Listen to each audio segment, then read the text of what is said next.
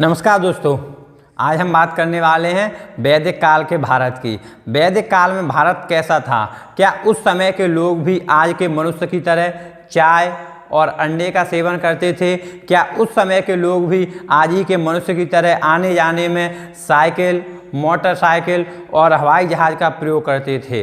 क्या उस समय के लोग भी आज के मनुष्य की तरह व्यवसाय और धंधे करते थे?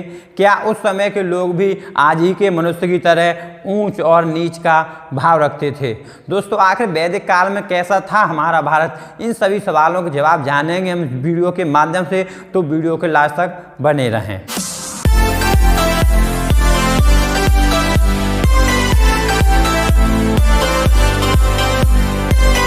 वैदिक काल को दो भागों में विभाजित किया गया है, ऋग्वैदिक काल, उत्तर वैदिक काल। वैदिक काल के लोगों को आर्य कहा जाता था, जिसका मतलब होता था श्रेष्ठ। वैदिक काल के लोगों का मुख्य बिंदु परिवार होता था। वैदिक काल के लोग मिलजुल कर रहना पसंद करते थे और सभी लोग संयुक्त परिवार में रहते थे। उस समय घर का सबसे बड़ा बेटा घर का मुखिया होता था। प्रत्येक सदस्य को उनके नियंत्रण में काम करना पड़ता था। वैदिक काल में महिलाओं की स्थिति काफ़ी अच्छी थी। उस समय महिलाओं को घर के अंदर और घर के बाहर काफ़ी सम्मान की दृष्टि से देखा जाता था और उनकी शिक्षा व्यवस्था का अच्छी तरह से ध्यान रखा जाता था। विश्वश्रवा, अपासा, घोषा वैदिक काल की कुछ प्रमुख शिक्षित महिलाएं हैं, जिनका जिक्र हमें ऋग्वेद में देखने के लिए मिलता है। वैदिक काल में सती प्रथा, बाल विवाह और पर्दा प्रथा जैसी कोई भी कुप्रथा नहीं थी। उस समय के लोग इन सभी चीज़ों से अनजान थे। वैदिक काल में यदि कोई महिला विधवा हो जाती है तो उसे पुनर्विवाह करने की अनुमति थी। वैदिक काल में महिलाओं को धार्मिक अनुष्ठानों में भाग लेना अत्यंत अनिवार्य होता था। उस समय महिलाओं की स्थिति काफ़ी अच्छी और सुविधाजनक थी। वैदिक काल के लोग जाति और पाति में विश्वास नहीं रखते थे। वैदिक कालों के लिए प्रत्येक वर्ग के लोग बराबर होते थे। वैदिक काल के लोगों ने अपने जीवन को अच्छे ढंग से जीने के लिए 4 आश्रमों की व्यवस्था की थी।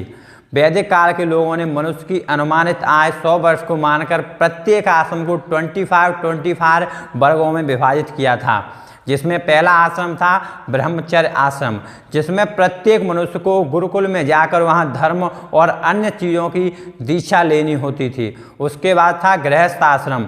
इस आश्रम में प्रत्येक मनुष्य को ढेर सारा धन अर्जित करके अपनी और अपने परिवार की आजीविका को चलाना होता था। तीसरा आश्रम था वानप्रस्थ आश्रम, जिसमें मनुष्य को सेवा आदि करनी होती थी। चौथा आश्रम था संन्यास आश्रम, जिसका मतलब था कि प्रत्येक व्यक्ति को अपना घर बार त्याग कर एक सन्यासी की तरह जीवन निर्वाह करना होता था। वैदिक काल के लोगों का भोजन बहुत सादा लेकिन पौष्टिक होता था। वे गेहूँ और जौ की रोटियों के अलावा घी, मक्खन, पनीर और दही से बने उत्पादों का सेवन करते थे। उस समय के लोग मनोरंजन के लिए खेल भी खेलते थे। आर्य लोगों के प्रमुख शौक घुड़सवारी, रथ दौड़ और शिकार करना प्रसिद्ध खेल हुआ करते थे।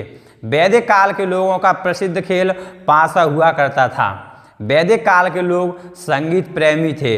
वह संगीत से भी काफ़ी प्रेम करते थे। उस समय के लोग बीड़ा और मुरली बजाने के काफ़ी शौकीन हुआ करते थे। वैदिक काल के लोगों का प्रमुख व्यवसाय कृषि करना था। वे गेहूँ, जौ, धान, तिल और सेम जैसी फसलों का उत्पादन किया करते थे। उस समय हल इतने भारी होते थे कि उन्हें खींचने के लिए 5 या उससे अधिक बैलों की आवश्यकता होती थी।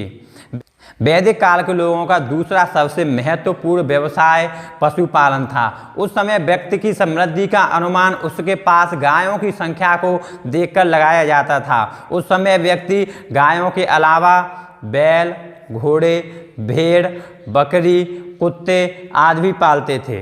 ऋग्वैदिक काल के लोग ब्रह्मा, विष्णु और महेश की पूजा नहीं करते थे, बल्कि प्राकृतिक तत्वों जैसे सूर्य, पृथ्वी, चंद्रमा आकाश, वायु और वर्षा आदि की पूजा करते थे। उस समय के लोग काफ़ी धार्मिक प्रवृत्ति के थे, पर लेकिन वो प्राकृतिक तत्वों की पूजा करते थे।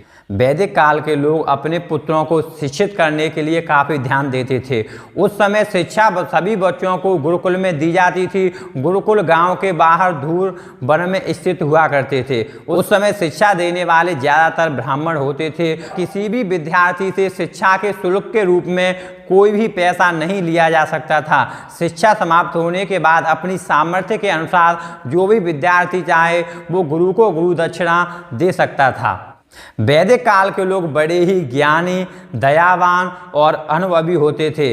वैदिक काल में ही हमारे 4 वेद ऋग्वेद, सामवेद, यजुर्वेद और अर्थवेद की रचना की गई है। इसी वजह से इसे वैदिक काल कहते हैं। तो दोस्तों, आप सभी ने देखा कि वैदिक काल में हमारे भारत की स्थिति कैसी थी। उस समय में लोग काफ़ी मिलजुल कर रहना पसंद करते थे और किसी भी व्यक्ति में ऊंच और नीच का भाव नहीं था। तो दोस्तों, आप सबको हमारी वीडियो पसंद आई तो इसे लाइक करें, शेयर करें और ऐसी ही वीडियो देखने के लिए हमारे चैनल को सब्सक्राइब करें। धन्यवाद।